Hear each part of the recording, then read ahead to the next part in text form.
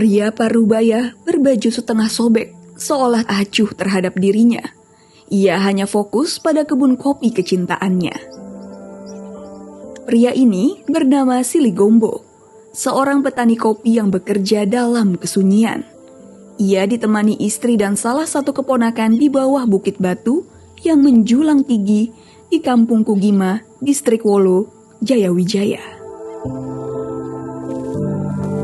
Sejak 1993, ia giat mempelajari bagaimana mengelola perkebunan kopi Arabica seluas 3 hektar ini tanpa ada pelatihan khusus. Itu Pak Bupati Jawenas kasih pembibitan. Jadi dia kasih bibit, kasih kami. Baru kembangkan kopi di Jayawijaya ini.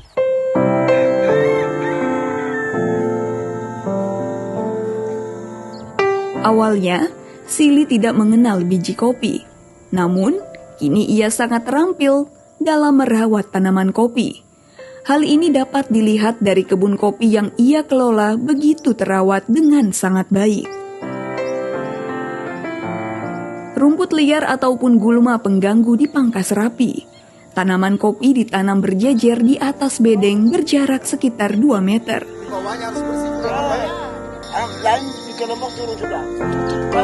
Tanaman kopi di Wamena memang memiliki nilai lebih dibandingkan dengan di wilayah lainnya karena organik alias bebas dari pupuk kimia dan pestisida. Tanaman yang mulai berbuah, kemudian bagian tunas dan cabangnya dipangkas rapi. Ini supaya bijinya besar-besar, banyak. Ini lihat, ini banyak. Ini macam begini. Ini lihat banyak. Kalau ini kan sudah buka toh, kalau tutup, aduh kasihan.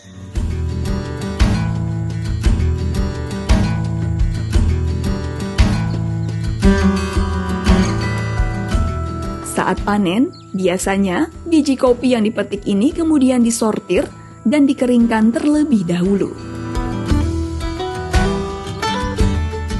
Setelah kering, barulah biji kopi ini di roasting atau dimasak menggunakan penggorengan secara tradisional. Biji kopi ini harus terus diaduk agar matang merata. Kopi Wamena cocok, pertama ini cocok dengan budaya orang Wamena sendiri.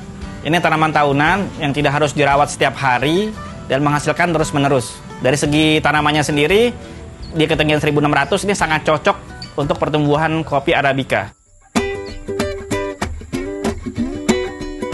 Kini, Sili tidak hanya memanen dan mengolah biji kopi miliknya, namun Sili juga terus melanjutkan pembibitan kopi Arabica secara mandiri, berharap dapat membantu lingkungan sekitarnya.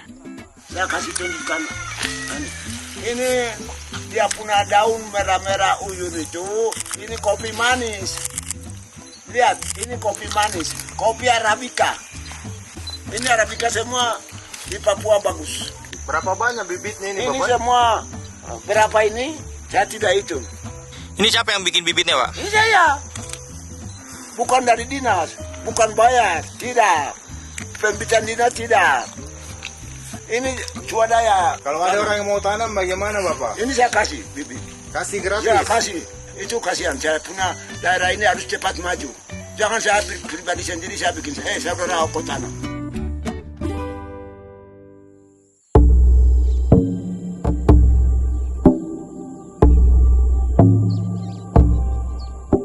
Meski demikian, harapan dan semangat Sili sendiri tidaklah cukup. Ada berbagai tantangan yang harus dihadapi oleh petani kopi seperti Sili ini. Permasalahan kopi di Wamena, tapi bukan hanya kopi Wamena saja, pertanian secara umum adalah petani sudah berusia lanjut. Sudah sangat senior. Nah, kan mereka juga manusia sama seperti kita. Dia punya batas waktu. Kita tidak tahu apakah 10 tahun ke depan masih bisa kuat secara energi untuk merawat kebun kopi yang seluas itu. Nah, anak-anak muda sekarang ini sangat sedikit sekali. Sangat jarang sekali yang mau kembali ke kebun jadi petani. Sangat jarang. Kita membutuhkan keterlibatan petani milenial untuk melanjutkan generasi kopi Wamena ini. Ini sangat penting sekali.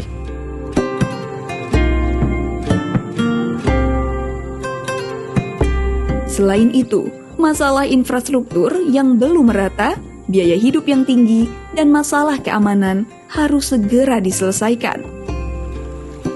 Akses menuju kebun saja harus menyeberangi sungai yang deras. Untuk menyeberanginya, tidak menggunakan jembatan, tetapi hanya menggunakan bongkahan kayu yang tumbang dan tanpa tali. Saat harga kebutuhan pokok lebih murah, tentu harga produksi kopi ikut turun. Sekilas tentang harga, biji kopi Papua di tingkat petani dijual dengan harga Rp100.000 per kilogram. Kopi itu oleh Peter biasanya diolah menjadi kopi bubuk dan dijual kembali dengan harga Rp150.000 per 250 gram. Kalau harga kopi bisa lebih turun, gini kita bisa bicara ekspor. Ekspor dalam jumlah besar, karena ekspor itu ada international market price. Dia tidak bisa terlalu jauh dari situ. Potensinya sangat bagus Pak buat kedepannya.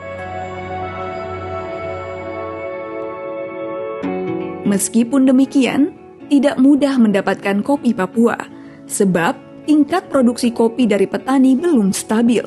Misalnya, di tahun 2018, biji kopi yang berhasil dikumpulkan Peter dari semua petani kopi di Papua sebanyak 20 ton. Di 2021, besaran kopi yang terkumpul mencapai 40 ton. Produksi kopi yang tidak stabil ini dinilai menjadi tantangan tersendiri untuk menjaga keberlanjutan ekspor kopi.